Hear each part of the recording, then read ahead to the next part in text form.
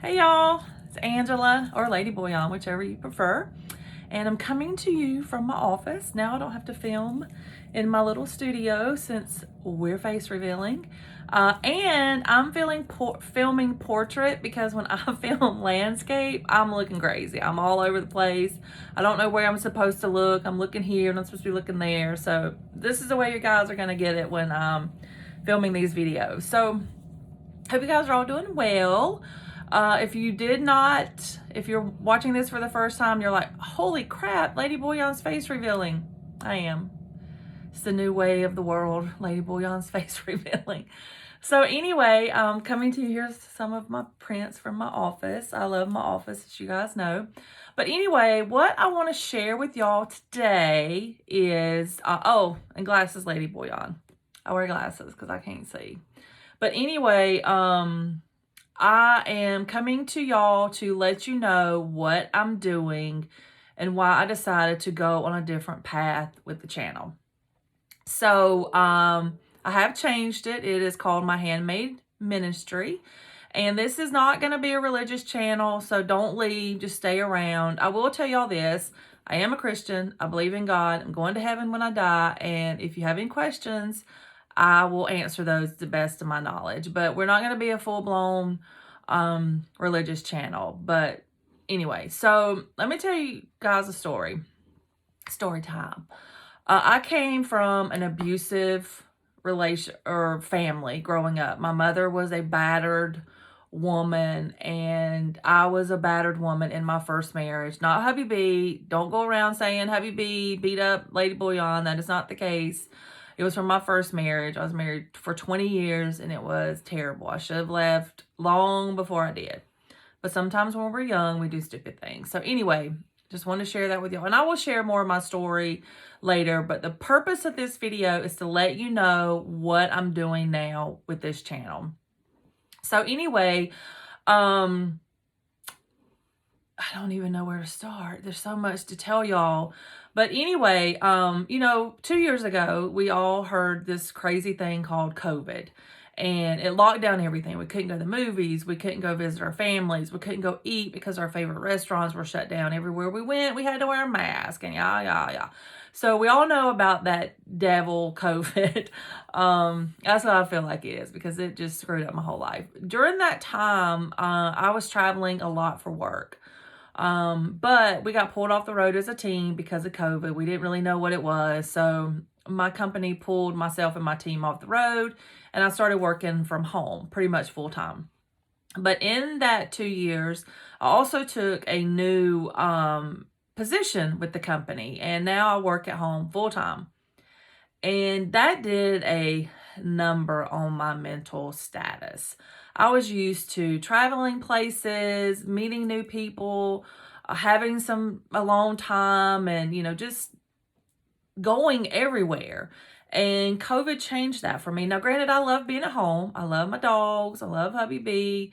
But it really took a toll on me. I would get up, I would go to work, and I would usually get up, brush my hair, brush my teeth. Who am I kidding? I usually didn't brush my hair. I just got to brush my teeth. Stayed in my pajamas all day until it was time to take a bath, go to bed, and do it all again the next day. And I started suffering from some major anxiety. And I was scared that it was going to lead to depression. So Hubby B's like, you got to do something. You got to get out. You got to start doing something. You got to find something to do. So we joked about a knitting class, and I've never been able to knit. I just can't use those 2 needles. But I crocheted as a young adult. I made one thing. I don't know if I could really call myself a crocheter because I made one thing. But anyway, I was flipping through Instagram one day, and I have a friend on there. She had a little lap blanket sitting on her lap. And I'm like, I can crochet. I did it years ago. I may pick it back up and give me something to do.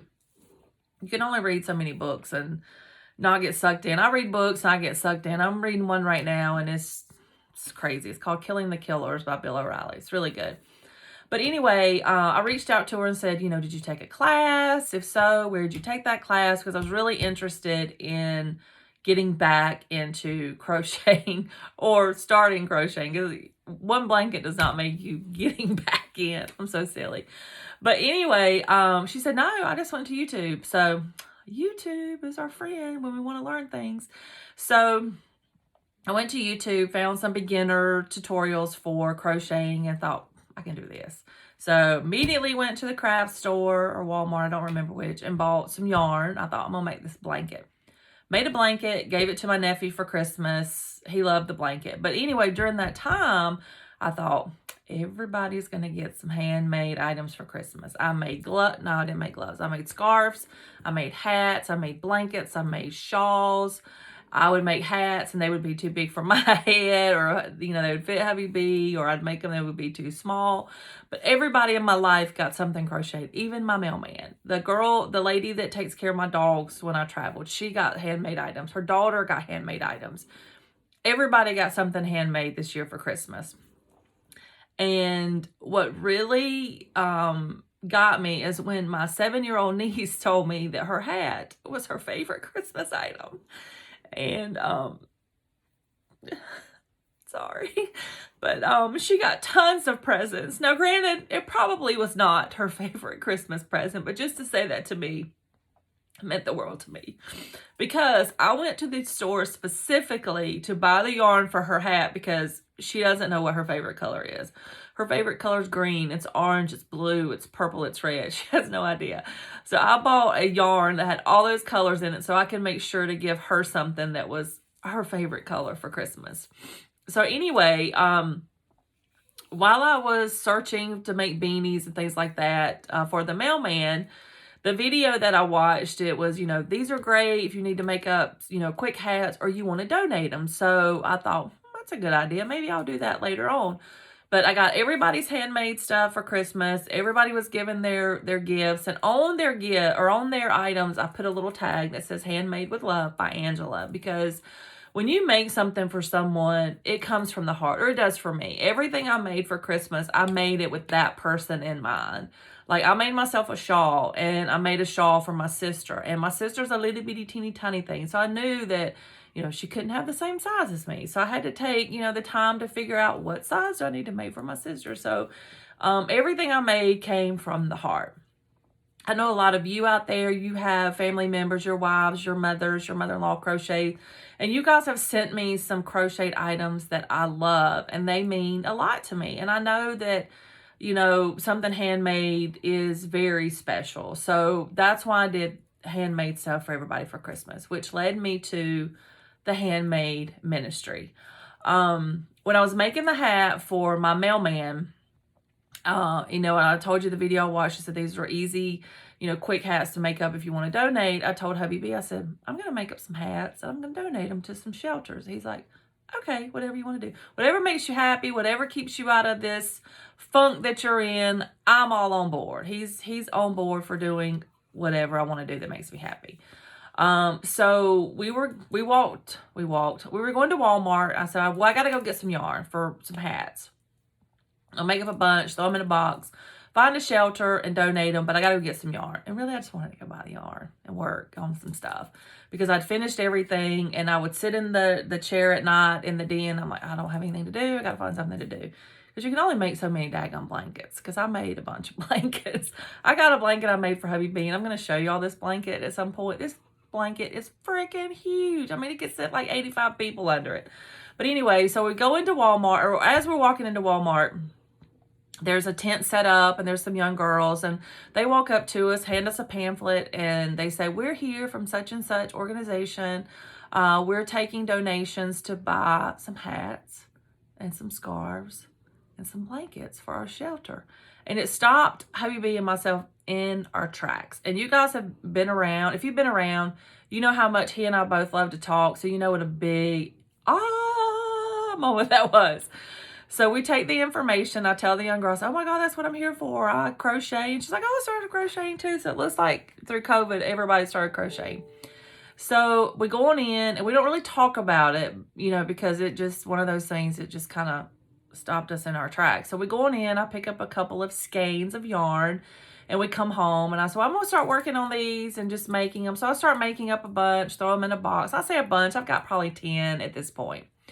So during this time, I also found a church that I started going to and that I love. And at my church, my pastor always says is, if you got a pulse, God's got a plan for you and he's not done with you. So I've been praying to find my purpose.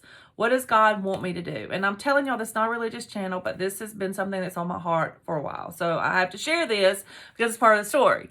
So I've been praying, you know, God, what is my purpose? What do you want me to do? What is my purpose?